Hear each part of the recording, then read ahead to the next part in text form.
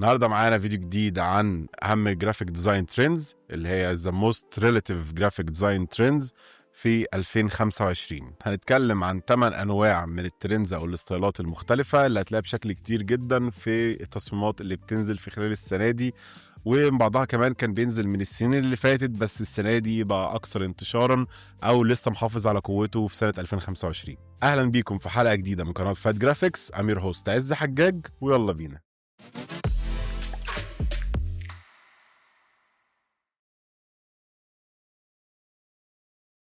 اول ديزاين ترند معانا هو النيو مورفيزم. زي ما انتم شايفين هنا كده معايا، النيو مورفيزم هو ستايل كريمي، ستايل ناعم وسموز، في كونتراست قليل ما بين العناصر بتاعته، وبيعتمد ان العناصر بتاعتك بيبقى واخده افكت امبوزد او ديبوزد على باك جراوند ماتشنج ليها في الكالر.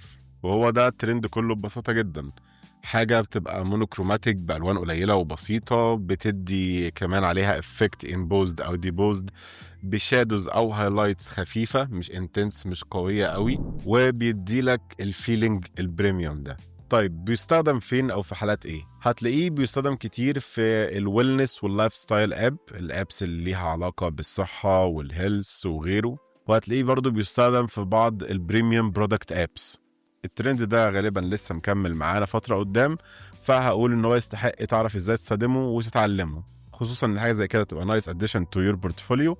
لو ضفتها في الشغل بتاعك هتوري البوتنشال كلاينتس بتوعك او العملاء المحتملين ان عندك قدره انك تكيب اب وتفضل على طول مع التطور بتاع المجال، وعارف ازاي تدور وتنفذ النيو تكنيكس اللي بتطلع كل شويه. في خلال الفيديو ده زي ما قلنا هنتكلم عن 8 ستايلات مختلفه.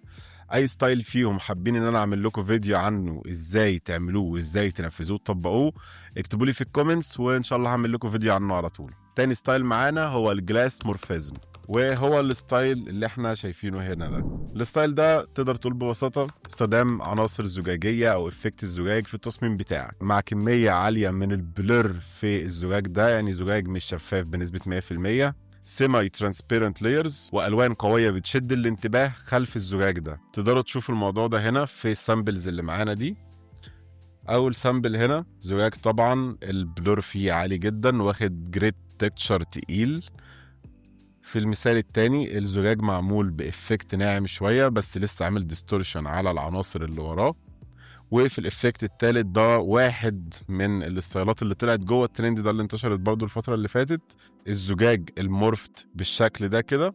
وفي كل الحالات زي ما انتم شايفين هتلاقوا ان على طول التصميم سيمبل، لكن في وراه على طول ورا الازاز حاجة سترونج، حاجة قوية بتشد الانتباه. اكتر استخداماته طلعت في الميوزك بلايرز والمواقع بتاعت البورتفوليو للفنانين المختلفين والديزاينرز المختلفين. الستايل ده برضو لسه مكمل غالبا معانا شوية حلوين، وانصح انكم تتعلموه جدا. تالت ستايل معانا هو البروتاليزم او الانتاي ديزاين.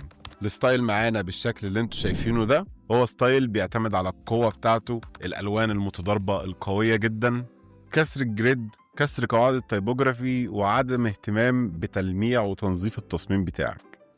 طالما التصميم بتاعك قوي وبيدي انطباع وامبريشن تقيل، يبقى كده انت نجحت في تصميم البروتاليزم بتاعتك. الستايل ده في الحقيقة موجود بقاله فترة طويلة جدا، ولسه حتى الآن ريليفنت في العالم بتاعنا وفي الاندستري بتاعت الجرافيك ديزاين الحالية.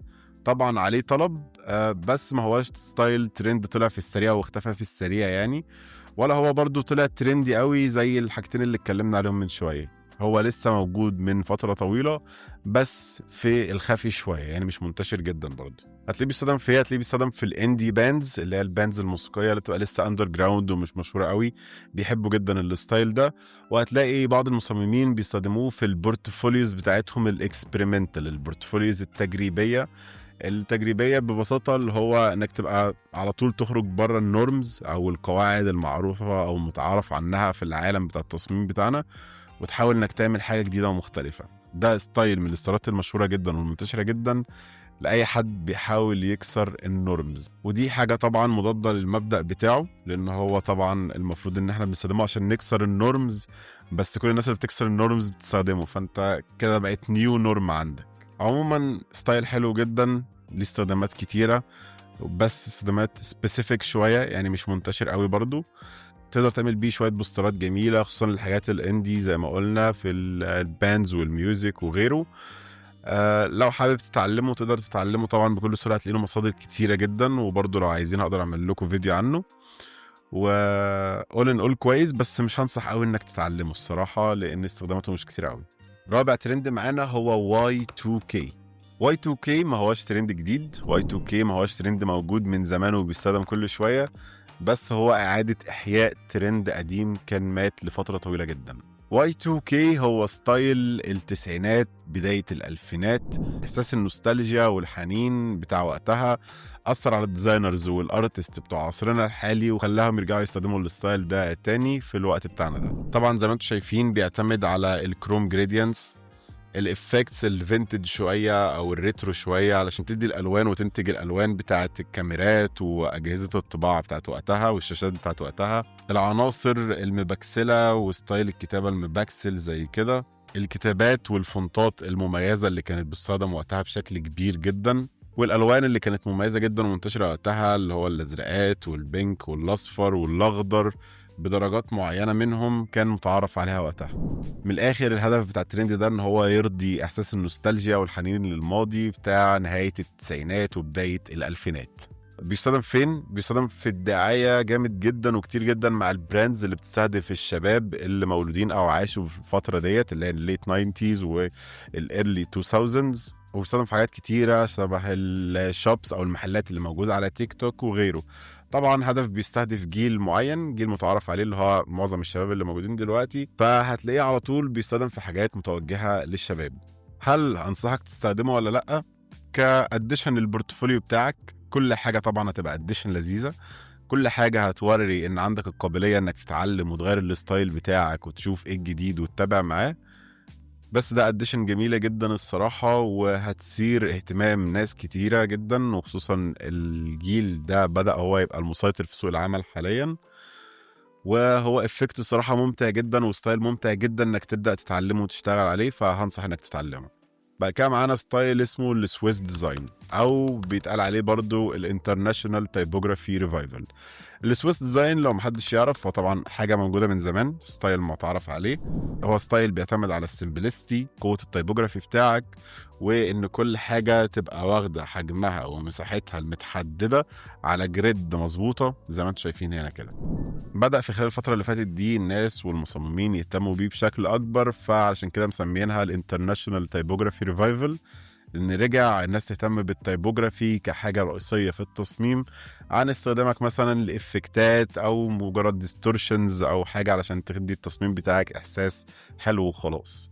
بيعتمد على إيه؟ بيعتمد على جريد مظبوطة بالحرف بالسنتي بالملي، بيعتمد على الفونتات السان سيرف، الفونتات المودرن الحديثة، بيعتمد على كونتراست عالي اللون الأبيض والأسود، وممكن تديلهم كمان لون واحد تالت أصفر أحمر أن يكن، بس بيحب جدا السويس ديزاين اللون الأبيض والأسود، يعني كروماتيك. بيستخدم فين؟ بيستخدم في بعض المعاهد التعليمية الكبيرة جدا على العالم في الدعايات بتاعتهم والاستايلات اللي بيستخدموها، لأن هو طبعا ستايل بروفيشنال جدا. بيستخدم في بعض الاديتوريال سبريدز. الاديتوريال لو ما تعرفوش هو ايه، حاجات شبه الفلاير والبروشورز والمجلات وهكذا، دي التصميمات الاديتوريالز. وبيستخدم بنسبه كبيره برضو في بعض الكوربريت ايدنتيتيز، الهويه بتاعه الشركات الكبيره والبروفيشنال. هل ستايل انصحك انك تتعلمه؟ طبعا ستايل اساسي انك تتعلمه، لان ده يعني ما نقدرش نقول عليه ستايل خلاص، هو بقى حاجه اساسيه، هو حاجة من التصميم، توجه معتمد على أساسيات التصميم بتاعتك، على استخدام جريد مظبوطة، استخدام تايبوجرافي قوي، استخدام عناصر واضحة. كل دي سكيلز أساسية المفروض تبقى عندك كمصمم. لو عندك وقررت انك تغير الستايل بتاعك وتستخدم ستايل مش بسيط مش سيمبل قوي زي كده، تستخدم ستايل فيه حركة اكتر، تمام ما فيهاش مشكلة، بس لازم يبقى عندك القدرة انك تعمل ده في اي وقت تحب تعمله. فطبعا ده لغايه دلوقتي اهم حاجه لازم تعملها من كل الاستايلات اللي معانا في الفيديو ده. وهعمل عنهم سلسله جايه من الفيديوهات عن السويس ديزاين، وهنبدا نعمل سويس ديزاينز مع بعض، نبداها من الزيرو ونعمل التصميم كامل ونشوف ونراجع بعض الامثله الناجحه على السويس ديزاينز مع بعض، وازاي نعمل الجريدز بتاعته بانواعها المختلفه. دلوقتي معانا ستايل الماكسيماليزم او بيتقال عليه برضو الاكليتيك كولاج. الماكسيماليزم عكس السيمبل بقى، السيمبلستي او السيمبليزم او اللي انا كنت بتقول عليها ايه، الماكسيماليزم الناحيه التانية خالص. شوف يعني ايه سيمبل وشوف عكسه تماما، ده الستايل بتاعك. زي ما احنا شايفين هنا كده، الماكسيماليزم بتعتمد على لايرز كتيره جدا، عناصر كتيره داخله في لايرز مختلفه وطبقات مختلفه مع بعض. بتعتمد على الوان كتيره متضاربه في كل اتجاه، شايفين كل واحد فيهم جواه كميه الوان رهيبه جدا، فونتات متنوعة بشكل كبير جدا، قطع مختلفة من تصميمات مختلفة أو لوحات أو صور مختلفة بستايلات مختلفة متجمعة مع بعض، ألوان كلها قوية وفايبرنت ومليانة ساتوريشن. وببساطة إنك تبقى شغال بمبدأ مور إز مور، عكس مبدأ السمبلستي خالص اللي هو ليس إز مور. لا، هنا مور إز مور. بيستخدم فين؟ بيستخدم في الحاجات الفيستيفال أكتر، حاجات الاحتفالات، حاجات المعارض الفنية، حاجات المعارض الموسيقيه وغيره يعني. وبيستخدموا كتير جدا الستريت وير براندز، البراندات اللي بتعمل ستريت وير او ستايل الستريت وير اللي منتشر جدا دلوقتي، بيحبوا جدا استخدام الستايل ده في الدعايات بتاعتهم. هل انصحك تتعلمه؟ جدا. الستايل ده ممكن يبقى بيعاكس كل حاجه اتعلمتها في التصميم بتاعك. اتعلمت ان السمبلستي مهمه، انك على طول تسيب الوايت سبيس وتدي لها حريتها، تخلي التصميم بتاعك مش مخنوق. بس على طول بنقول حاجة مهمة، إن احتراف القاعدة هو إنك تعرف تكسرها بشكل مظبوط. لو عرفت تحترف السيمبلسيتي لأقصى درجة فيها، هتعرف تحترف الستايل ده برضه. والعكس صحيح، لو عرفت تحترف الستايل ده وعرفت ازاي تطلع حاجة شكلها حلو من غير ما تمشي على أي قاعدة من قواعد التصميم اللي احنا كنا بنفكر فيهم قبل كده دول، فهتعرف ازاي تحترف السيمبلسيتي. يعني الاتنين وجه لعملة واحدة. سابع ستايل معانا هو الاكسبيرمنتال تايبوجرافي. الاكسبيرمنتال تايبوجرافي بتعتمد انك فعلا، من اسمها اكسبيرمنت، جرب في التايبوجرافي، اعمل فيها كل حاجه. التايبوجرافي هي اهم عنصر في التصميم بتاعك، هي اكبر عنصر في التصميم بتاعك، هو اكتر عنصر في التصميم بتاعك هياخد حجم ومساحه. وببساطه بيقول لك هاف فن ويز ات، اقعد خش في التايبوجرافي واقعد العب فيها وغير فيها وجرب كل اللي انت عايز تعمله. بتعتمد على المورفيزم في الفونت بتاعك، بتعتمد على الأحجام الكبيرة جدا للفونت بتاعك، وبتعتمد على ان الفونت بتاعك يبقى واخد قوه وديناميكيزم وحركه. بيستخدم فين؟ بيستخدم في البانرز، بيستخدم كتير جدا بقاله فتره في الموفي بوسترز، وبيستخدم في بعض الايديتوريال ديزاينز. ممكن مثلا في مجله في الصفحه الرئيسيه عن موضوع تلاقيهم عاملين حاجه بالستايل ده كده. هل انصحك تتعلمه؟ طبعا. الستايل ده حتى لو ما بقاش ريليفنت، ما بقاش ستايل مستخدم بشكل كبير في المستقبل، رغم ان هو غالبا مكمل معانا فتره طويله جدا جدا، بس حتى لو ما بقاش يستخدم بشكل كبير في المستقبل، فالستايل ده خبرتك معاه وتجربتك فيه هتدي لك سنس قوي جدا لاستخدامك في التايبوجرافي، وهتشجعك وتخلي عندك قلب في انك تعرف ازاي تدي العنصر بتاعك اهميه وحجم كبير، وازاي ما تخافش تخرج بره الصندوق. ببساطه الستايل ده بيخليك تفهم التايبوجرافي بتاعتك بشكل احسن، ومفيش حاجات كتيره في التصميم اهم من التايبوجرافي ده على الاقل رايي. تامن ستايل معانا وهو الدو تون او المونوكروم كولر سكيم، انك تبقى عامل تصميم كامل بكل صور بكل حاجه، ما فيهوش غير لون واحد او لونين. زي ما انتم شايفين هنا كده معايا، التصميمات دي بتبقى جريتي، بيبقى فيها تكتشرز عاليه بتدي انطباع قوي، بتعتمد على لون واحد، سواء لون مثلا زي الاحمر او كده، او حاجه ايه كروماتيك زي اللي هو الابيض والاسود والرمادي زي هنا، او بتعتمد على لونين. في العادي اللونين دول بيبقى الكونتراست ما بينهم عالي، زي مثلا معانا هنا الاصفر والازرق، طبعا لونين مع بعض عارف ان الكونتراست ما بينهم عالي. وزي ما انتم شايفين لونين تكتشر لون واحد، طبعا معاهم الاسود درجه من درجات الاحمر غامق، هنا ابيض واسود بس، لونين، تكتشرز كلها قويه، تصميم كتايبوجرافي او كعناصر اخرى بسيطه بس في نفس الوقت متوزعه بطريقه مظبوطه وثابته. من الاخر الستايل ده بيعتمد على ان هو يديلك حاجه بحجم كبير وصوره قويه تشد الانتباه، الوان قويه تشد الانتباه، ويحط لك التايبوجرافي او الرساله بتاعتك بشكل منظم وكويس ولطيف في جزء صغير من التصميم، او يوزعها بطريقه بروفيشنال على جريد مناسبه. بيستخدم فين؟ بيستخدم كتير جدا في الميوزك باند بوسترز، في الالبوم كفرز للاغاني والموسيقى وكده، وبيستخدم كتير جدا في البورتفوليوز، او كمان بيستخدم في بعض المجلات الاكسبيرمنتال في الفاشن. طبعا هتلاقوا ان كل الاستايلات اللي احنا اتكلمنا عليها النهارده معظمها يعتبر، مش كلها، ليه حاجات سبيسيفيك قوي او مجالات صغيره نسبيا، بس هو ده اللي بيخلي الحاجات ديت ترند، لان هو لو كبر اكتر من كده مش هيبقى ترند، ده هيبقى واقع، هيبقى ده الطبيعي. هل انصحك تتعلم الستايل ده او لا، وليه؟ فايوه انصحك انك تتعلمه. ليه؟ هيساعدك ازاي تعرف تستخدم عنصر واحد او صوره واحده كويسه علشان توصل رساله التصميم بتاعتك وتشد بيها الانتباه. هيعلمك ازاي تستخدم مينيمال وسيمبل وستراكشرد جريد عشان تبني عليها التيبوجرافي بتاعتك بشكل مناسب. كل بقى الاستيرات اللي احنا اتكلمنا عليها النهارده دي، رغم ان انا قلت لك لكل واحده حالات استخدام في كل واحده فيهم، بس هتلاقيهم كلهم بيستخدموا اكتر حاجه في البوسترات والديزاين والارتس اللي احنا كديزاينر بنعمله لنفسينا. في الحياه الواقعيه معظم الحاجات دي ما بتستخدمش كتير قوي، حتى لو رحنا للبراندات والباندز الموسيقيه ومش عارف ايه، مش هتلاقيهم بيستخدموا الكلام ده بنسبه كبيره قوي ان انت تستاهل تتعلمه علشان تبيع بيه في سوق العمل. بس تستاهل تتعلمه لان هو حاجات كتيرة منهم بتركز على جانب واحد من جوانب التصميم بشكل كبير جدا، فبتخلي عندك خبرة اكبر في الجانب ده. لما ترجع تدمج الخبرة دي في التصميمات العادية بتاعتك هتخليك فاهم اكتر وعارف تعمل ازاي تصميم احسن.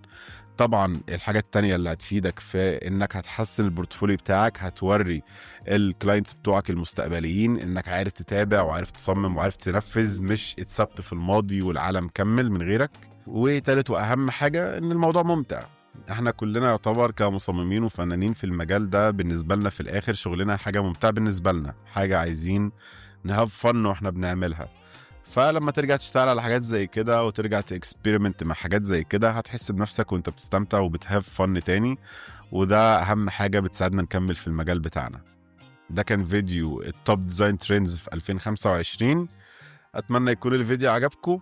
لو استفدتم من الفيديو عايزين تدعموني، ما تنسوش تعملوا لايك اند سبسكرايب، وبس كده.